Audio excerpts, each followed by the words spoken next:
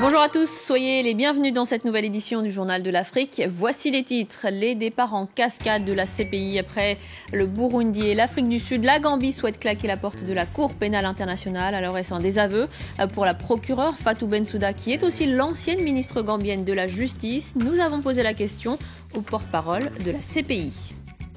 En Afrique du Sud, les étudiants sont descendus une nouvelle fois dans les rues à Johannesburg et au Cap. Ils ont été dispersés par les forces de l'ordre. Les étudiants protestent contre l'augmentation des frais de scolarité. Le gouvernement appelle à la fin de leur mouvement initié en septembre. Et puis nous irons au Burkina Faso. Le pays ne veut plus de coton transgénique de mauvaise qualité. Le coton génétiquement modifié a fait perdre beaucoup d'argent au Burkina Faso, qui se tourne désormais vers des cultures sans OGM. Reportage dans ce journal. Est-ce le début de la fin de la CPI? En quelques semaines, 3 pays ont décidé de se retirer de l'instance internationale. Le Burundi, l'Afrique du Sud et désormais la Gambie. Les gouvernements accusent la CPI de s'acharner sur les Africains et leurs dirigeants. Je vous propose d'écouter la réaction du porte-parole de la CPI, Fadi El Abdallah, joint un peu plus tôt sur notre antenne. La question sur laquelle pourquoi un État décide de se retirer de la CPI doit être adressée naturellement à cet État-là. Ce n'est pas à la CPI de répondre à leur place. Par contre, du point de vue de la CPI elle-même, il va falloir rappeler que c'est un droit souverain de décider de se rejoindre à cette lutte contre l'impunité ou de s'en retirer. C'est à chaque État d'en décider. Mais il va falloir tenir compte du côté légal, du cadre juridique, qui fait qu'un retrait n'est effectif qu'au moins 1 an après le dépôt de l'instrument de retrait, qui n'a pas été fait ni par le Burundi ni par la Gambie jusqu'à cette heure-ci, et que de toute façon, même le Burundi dit avoir adressé une lettre à l'ONU, d'y avoir officiellement suivi la procédure. Pour le moment, je n'ai pas encore de notification officielle. Même après à laquelle le retrait devient effectif, ça n'affecte pas la procédure qui aurait été commencée avant ou les affaires qui sont sous la considération de la CPI. Il n'affecte même pas l'obligation de ces États de coopérer avec la CPI en ce sens. Fadi El Abdallah, que répondez-vous au gouvernement qui accuse la CPI de s'acharner sur les pays africains et leurs dirigeants? Je dirais qu'il va falloir d'abord regarder les victimes. La CPI, c'est plus de 10 000 victimes qui participent à ces procédures. La majorité, c'est africain. C'est le Fonds au profit des victimes qui a assisté plus de 300 000 personnes, également la majorité africaine, et n'ont pas regardé un nombre très limité de suspects qui sont poursuivis essentiellement suite à une saisine de la CPI à la majorité par les gouvernements africains eux-mêmes. Joseph Kabila a reçu le soutien sans faille des chefs d'État de la région des Grands Lacs. Ils se sont réunis à Luanda pour examiner la situation en République démocratique du Congo, mais aussi au Burundi et au Soudan du Sud. Aucune critique n'a été formulée concernant le report d'1 an et demi de l'élection présidentielle. Le président angolais Eduardo dos Santos a appelé d'ailleurs l'opposition congolaise à faire preuve de patience. Le communiqué final n'appelle pas non plus à prendre de nouvelles mesures pour que le dialogue soit plus inclusif.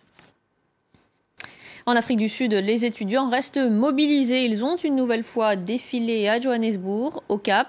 Ils ont profité d'un discours du ministre des Finances pour faire pression sur le gouvernement et réclamer une nouvelle fois la gratuité des frais scolaires. Notre correspondante Caroline Dumais était sur place. Écoutez. Ça fait plus d'1 an que les étudiants sud-africains cherchent à se faire entendre. Il ne manque pas une occasion pour s'exprimer. Et le discours du ministre des Finances au Parlement cet après-midi était un excellent prétexte. Ils veulent l'éducation gratuite, l'université gratuite. On leur répond qu'il faut être patient. Une commission a été mise en place l'année dernière. Elle a écouté des dizaines d'experts sur les frais universitaires, les frais de transport, les frais de logement. Elle rendra son rapport au président Zuma le mois prochain. Nous pensons que les étudiants ont le droit de protester. Chaque étudiant a le droit de manifester. Nous sommes en démocratie. Mais nous sommes complètement désolés par la destruction des infrastructures. Pour l'instant, les dégâts sont estimés à 40 millions d'euros. Ce sont des coûts supplémentaires que nous devrons prendre en compte. Le gouvernement a déjà promis que tous les étudiants qui seraient acceptés à l'université seraient financés. Il vient d'injecter plus de 300 millions d'euros dans le système des bourses. Oui, mais voilà, les étudiants sont impatients, ils n'ont que fi des promesses. Et si, au Cap, personne ne sait si les examens de fin d'année prévus en novembre prochain pourront se dérouler.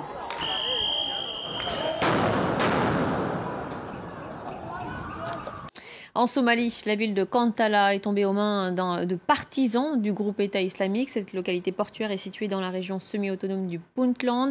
Selon le chef du district, les militaires et de nombreux habitants ont fui et les combattants ont coupé les communications de la ville. Ces combattants sont les rivaux des miliciens d'Al-Shabaab qui sévissent aussi dans le pays. La Tunisie annonce avoir arrêté 2 ressortissants américains soupçonnés de liens avec le groupe État islamique. Âgés de 29 et 32 ans, ils ont été arrêtés à Jendouba, dans le nord-ouest du pays, non loin de la frontière algérienne. Des vidéos et des photos faisant l'éloge de l'organisation djihadiste ont été retrouvées parmi leurs affaires. Et puis, pour lutter contre le groupe terroriste, cette fois en Libye, une base aérienne tunisienne est utilisée par les États-Unis pour l'envoi de drones américains. C'est ce qu'annoncent des sources proches du gouvernement à Washington. Allez, direction à présent le Burkina Faso. Le pays a fait le pari de cultiver du coton sans OGM, un pari réussi. Les fibres sont plus longues et de meilleure qualité que celles du coton génétiquement modifié, produit depuis quelques années. Le reportage de Marc de Chalvron. La récolte vient à peine de commencer au Burkina Faso et déjà elle s'annonce fructueuse, bien meilleure que l'an passé. On est en train de faire ça pour que le coton puisse bien sécher. S'il est humide, c'est pas bon. Cette récolte, c'est la première depuis que le Burkina Faso, un des États les plus pauvres du monde, a décidé de chasser le géant Monsanto de ses champs de coton. Fini les OGM, le pays tout entier revient au coton conventionnel. Le propriétaire du champ n'y voit rien à redire. Tu vois comme il est clair ce coton. Le coton conventionnel est bien plus lourd aussi. Le coton OGM n'a jamais ce poids-là. En 2009, pourtant plein d'espoir, le Burkina Faso avait fait le pari de Monsanto. Tous les cultivateurs du pays se mettent à planter ces graines. Du coton transgénique, dit BT, mis au point dans les laboratoires de la firme américaine. Monsanto promet plus de profit, moins de travail sur les champs, bref, le progrès. Mais en 2016, 7 ans plus tard, les producteurs burkinabés ne s'y retrouvent pas. La Sofitex, la grande société nationale qui exporte le coton du Burkina, a perdu beaucoup d'argent. En cause, la qualité du coton OGM dit BT. J'avais expliqué tantôt que la différence de coton BT et de coton conventionnel était liée à la longueur de la fibre, longueur de la soie. Le coton BT présentait une soie courte par rapport au coton conventionnel qui a une soie longue. Au départ, on ne savait pas que la fibre était courte. On s'est rendu compte par la suite que la fibre était courte et ça a causé des dommages à l'entreprise. Et pour cause, le coton à fibre courte se vend beaucoup moins cher sur le marché mondial. Et maintenant, la Sofitex demande de l'argent. Il y a la Sofitex a demandé à ce que Monsanto puisse essayer de payer les pertes, mais jusque-là, on n'a pas encore d'informations là-dessus. Pour Monsanto, la baisse de profit serait due à une mauvaise utilisation des semences OGM. Un argument qui a bien du mal à passer auprès des cultivateurs burkinabés. Emma Koudiaba est l'un des premiers à avoir dit non au coton OGM il y a 2 ans.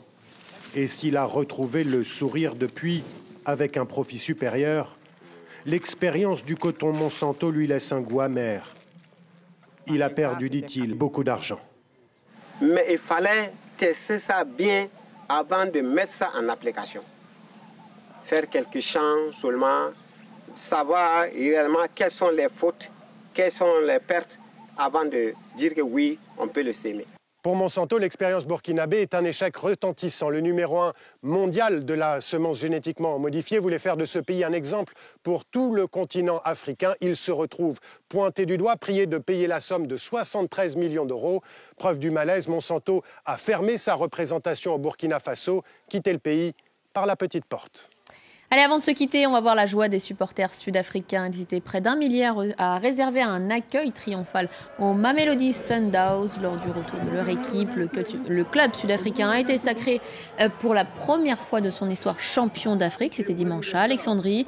Les Mamelodi Sundowns sont qualifiés pour le mondial des clubs qui va réunir en décembre au Japon tous les clubs champions sur leur continent. Et les Sud-Africains auront donc l'occasion de se mesurer au Real Madrid, champion d'Europe. Et c'est la fin du Journal de l'Afrique. Merci de votre fidélité. Tout de suite, une nouvelle édition.